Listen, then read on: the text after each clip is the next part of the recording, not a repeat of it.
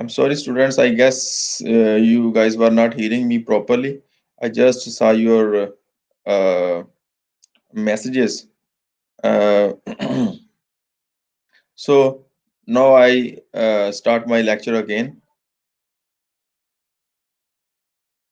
I guess all of you are hearing me clearly now, as I was forgot to open my mic first. So, students, today we are going to discuss some more chapters from the novel Pride and Prejudice. Today's lecture will be based on some chapters from Pride and Prejudice. We will start our today's lecture from chapter number 22. In this chapter, we saw in the previous chapter we have seen so many incidents that have happened to this extent that in this chapter we see Charlotte Lucas has been attentive and encouraging to Mr. Collins. Mr. Collins, who has just proposed Elizabeth and was refused.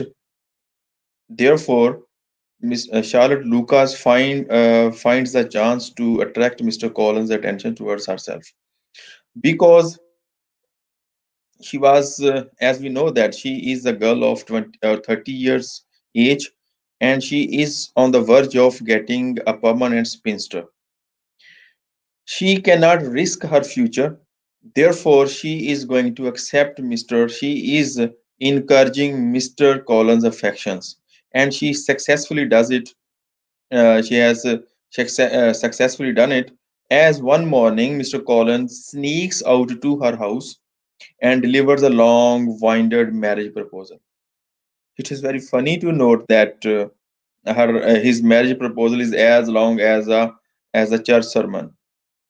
मौलवी है ना तो उसने वो marriage proposal भी काफी लंबा चौड़ा दिया उसको aware of his shortcomings but wanting stability and her future, Charlotte accepts it. Charlotte is not an immature girl or any immature girl like Soul. She knows that she is going to accept Mr. Collins like insufferable person. This will ruin her happiness, but it will provide this marriage will provide her a comfortable house. This is what she wanted, and she is not going to risk her future. Her parents, seeing her fortunes rise so quickly, and are thrilled. Charlotte Lucas contrasts with Elizabeth in putting her future financial security before love. She prefers her future financial security over love. On the other hand, if she were or if she had she been Elizabeth, she would have refused it as Elizabeth has already refused him. She preferred financial security over love because she cannot risk losing even Mr. Collins' proposal, as she has gone into the 30th year of her life. She knows that marriage is her only option to guard against a hard life. She cannot at any cost risk a horrible life ahead. Charlotte later on privately tells Elizabeth that she is engaged and that all she wants is a comfortable home. Elizabeth is stunned but wishes Charlotte happiness. She tells Elizabeth privately that she has been engaged to Mr. Collins, and she uh, bewilders Elizabeth by breaking this news. Here we also find the theme of appearance versus reality, where she is shocked by the revelation of her friend, as she thinks that she would not be of that sort, that she or she would never accept Mr. Collins' proposal if he ever proposes her. But as she has accepted Mr. Collins' proposal, this is a kind of shocking news to Elizabeth. Elizabeth is stunned but wishes Charlotte happiness. Charlotte rationalizes her position or explains her position by saying that I am not. I am not. Mm, I'm not romantic. I never was. I only asked for a comfortable home. This is what the position of every other girl in that era. That every girl wanted a comfortable a home. There was no place for love in their lives. They could not think of marrying by or marrying off to someone of their choice. They had to secure their survival first, and this survival was only possible through a marriage. So there was no place in their lives for love.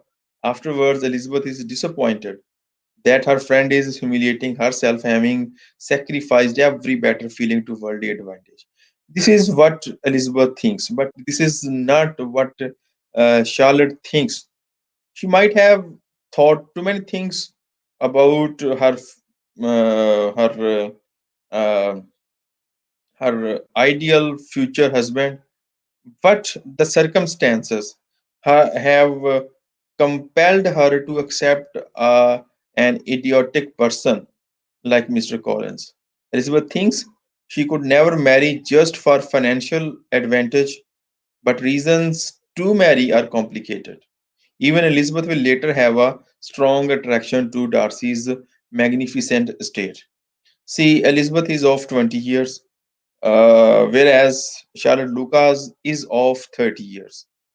Charlotte Lucas has ended up disappointed, and she has stopped receiving any marriage proposals, and she was fearing that she would become a permanent spinster if she does not marry anyone. It could be anyone, it could be she simply needs a husband, it could be anyone, it could be Mr. Collins or Mr. A or B or C. When Mr. Collins proposed, and it was a kind of arranged proposal, she arranged this proposal for herself by attracting Mr. Collins and then accepted it. She did it just for the sake of securing her future financial life. Whereas Miss Elizabeth Bennet is just of 20 years old, 20 years in age. She has just started receiving marriage proposals. उसको अभी रिश्ते आने शुरू हुए हैं. She has a whole life ahead where she can reject or accept marriage proposals. She can go for her choice, but Charlotte Lucas is left with no choice. She has a Hobson's choice in a way that whosoever proposes her, she will have to accept that person.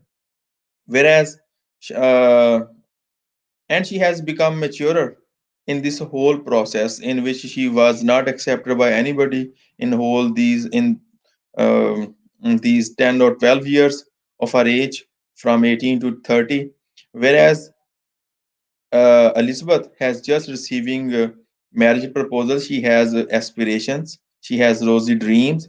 She may think in this way, she is a bit naive in this way, idealistic, whereas Charlotte Lucas has gone so mature and and she is practical in this way.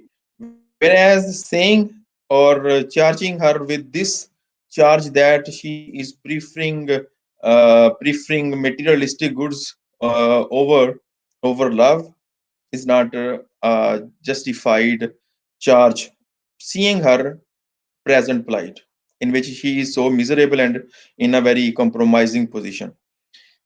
In the next chapter, we see that Sir William Lucas arrives to share his happy news. Mrs. Bannon and Lydia rudely exclaim that they cannot believe it, but Elizabeth intervenes to congratulate him on the match. Here we also realize that Lydia and Mrs. Bennet are ignorant of social graces. इनको तमीज ही नहीं है.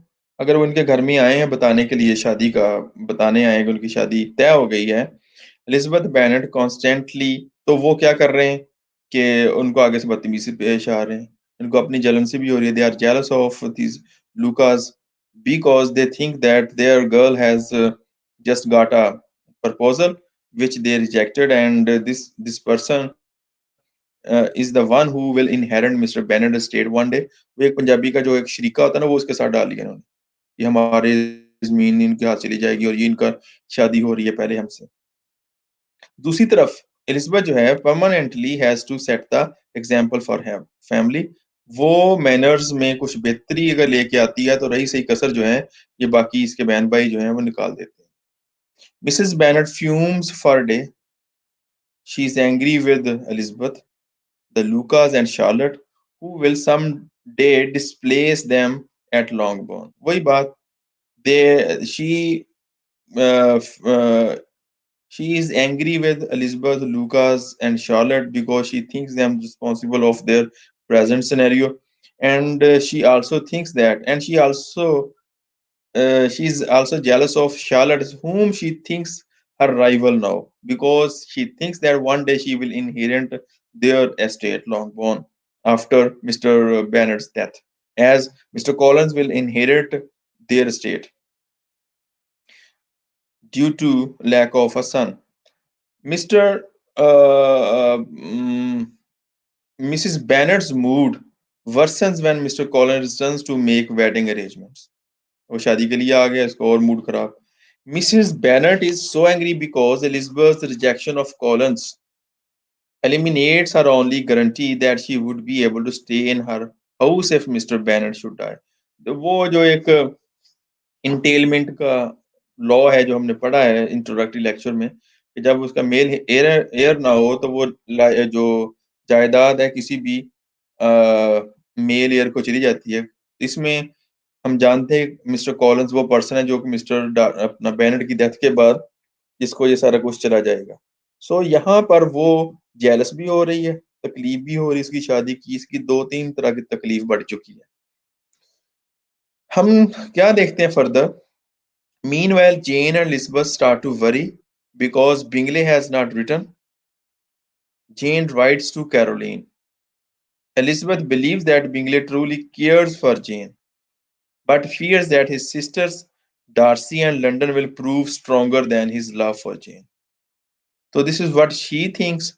She thinks Bingley truly cares for Jane, truly loves Jane, but उसकी जो बहनें हैं वो कबाब में हड्डी हैं और उसके साथ डार्सी और लंदन जो सारा कुछ मिल मिला के उसको इनको दूर कर देगा जीन से.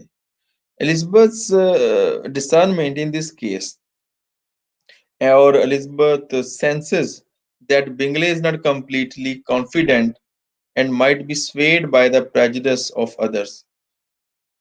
Here if we analyze or judge Elizabeth's judgment, we may safely say that she is right to an extent here again, where she perceived this very thing accurately, where she thinks or believes that Mr. Bingley really cares for Jane, whereas her sisters, Darcy and London, might be the uh, might be the things that may divert his attention and force him to forget Miss Jean Bennet. In the next chapter, that is chapter number 24, we see that Caroline writes back or replies or responds to Jane's letter. And in her letter, she says, Bingley will certainly be gone for a while, and everyone is delighted with Darcy's sister Georgiana.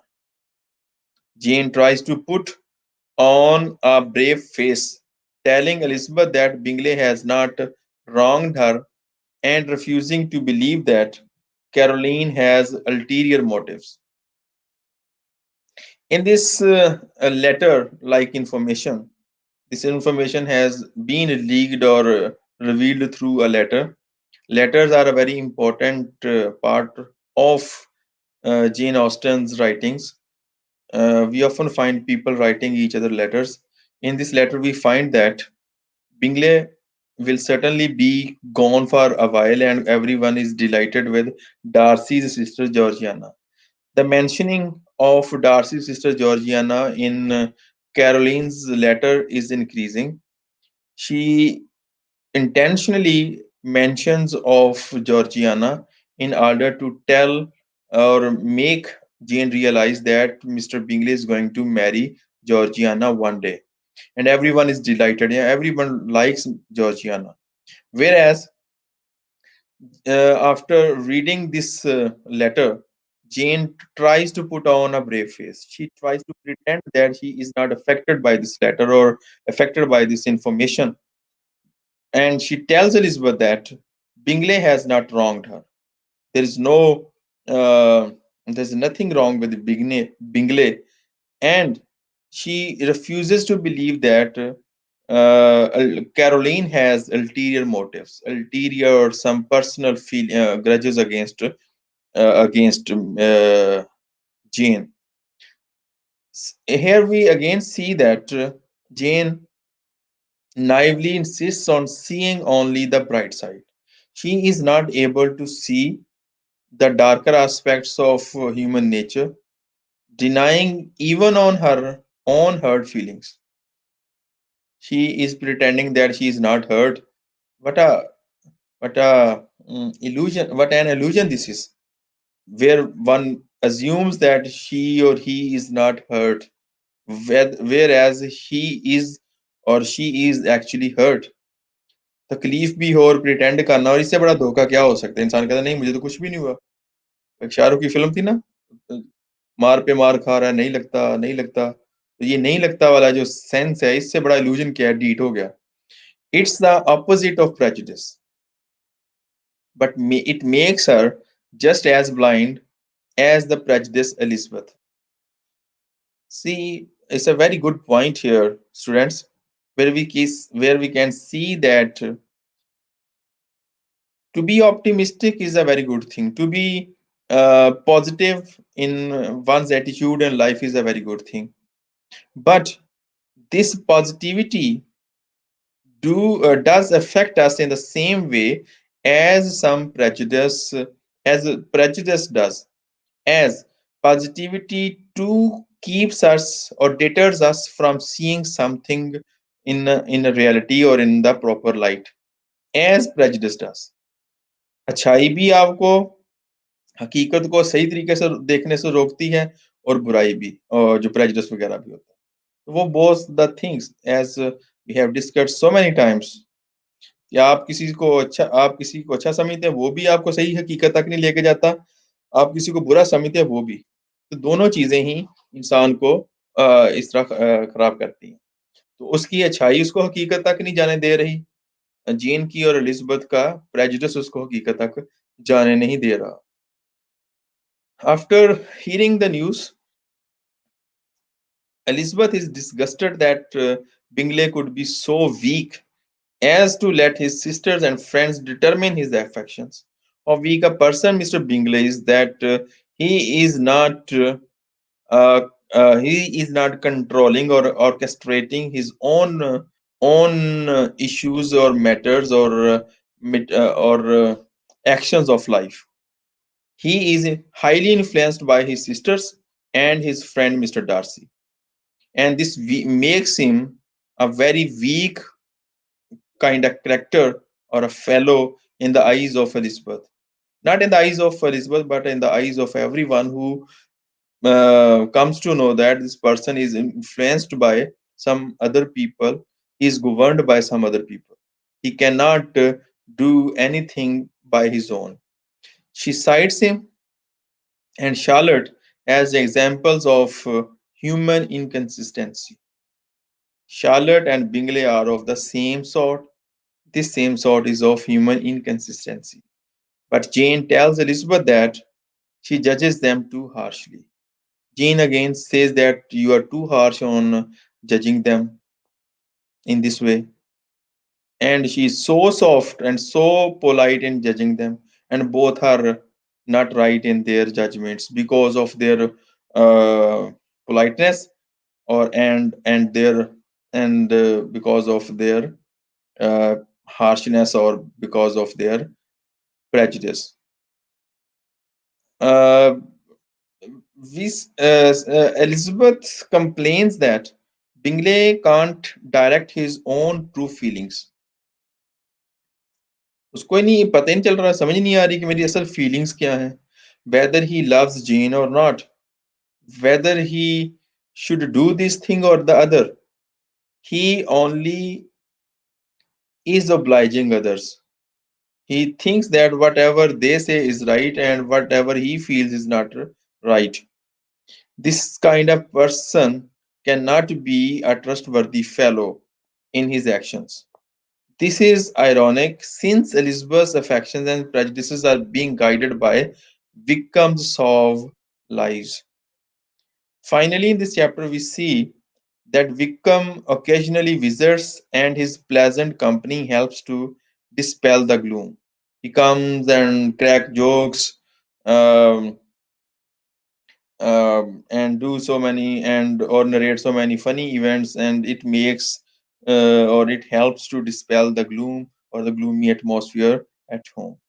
Mr. Bennet encourages Elizabeth in her pursuit of Wickham. Mr. Wickham is too in favor of Wickham that he encourages Elizabeth to pursue Mr. Wickham. Here again, we find that Mr. Bennet continuously fails to understand what will be good for his daughters. He is an example of a bad parent. In the next chapter, that is chapter number 25, we see that Mr. Collins leaves again and Mrs. Bennet's brother and wife, Mr. and Mrs. Gardner, arrive for a visit. Mr. Gardner is a tradesman in London. Mrs. Gardner is intelligent, extremely well liked by Jane and Elizabeth. This is those relatives of Jane and Elizabeth who do not let down their relatives like Jane and Elizabeth in social gatherings. Otherwise, we see most of the times uh, all other family members of Jane and Elizabeth, they always let or earn the shame for their daughters or for their relatives. The Gardners represent the established middle class. They are a lowly family connections that might hurt the Bennet sisters' prospects of marrying well. After listening sympathetically to Mrs. Bennet's outpouring of complaints, Mrs. Gardner speaks with Elizabeth about Jane's situation. Elizabeth confirms that Jane was very much in love and swears that Bingley's departure was no accident. Mrs. Gardner takes the place of Mrs. Bennet in soothing and resorting the family. She represents a stronger, sympathetic, and more sensible mother figure for the girls. Mrs. Gardner proposes that Jane come stay with them in London to help her recovery from the melancholy of or the dejected atmosphere of the home after Mr. Bingley's sort of rejection, while Mrs. Gardner promises that Jane and Bingley are not likely to meet. Elizabeth secretly hopes that Jane's presence nearby in London will rekindle Bingley's affections. This is a good thought on the part of Elizabeth, where she thinks or believes that if Jane goes to London, there might be a chance of their meeting between Jane and Bingley. Being at home, there is no chance of their meeting, and this might rekindle their previous affection. Because of their class, the Gardners live in a very different part of town and travel in different social circles than Bingley and his family and friends. So, this is uh, another very important theme theme of journeys. We find Jane Austen's characters often embarking on different journeys. Here we find again that Jane is going to London with Mr. and Mrs. Gardiner. In the next chapter, that is our last chapter for today, that is chapter number 26. Having noticed the warmth between Elizabeth and Wickham, Mrs. Gardiner cautions Elizabeth about making an unpromising match, warning that Wickham has no future. Elizabeth can only promise that she won't rush into anything. She will not do anything in hurry. Mrs. Gardner is a very sensible lady, woman who recognizes the hard reality of needing to marry into a secure situation. Elizabeth is not convinced and still is focused mainly on finding love. So, therefore, she cautions her against Mr. Wickham to be considering Mr. Wickham as her future husband. Mr. Collins returns for his marriage to Charlotte. आता है शादी के लिए उससे. Before they leave, Charlotte makes Elizabeth makes Elizabeth agree to come visit. ये इस novel की पहली शादी है और इसमें शादी हो गई और वो चर्च डोर से ही वो चला जाता है अपने उस इलाके में जिधर से आया है और वो जाते हुए शार्लेट अपने दोस्त एलिजबेथ से प्रॉमिस लेती है कि तुम मुझे मिलने आओगी.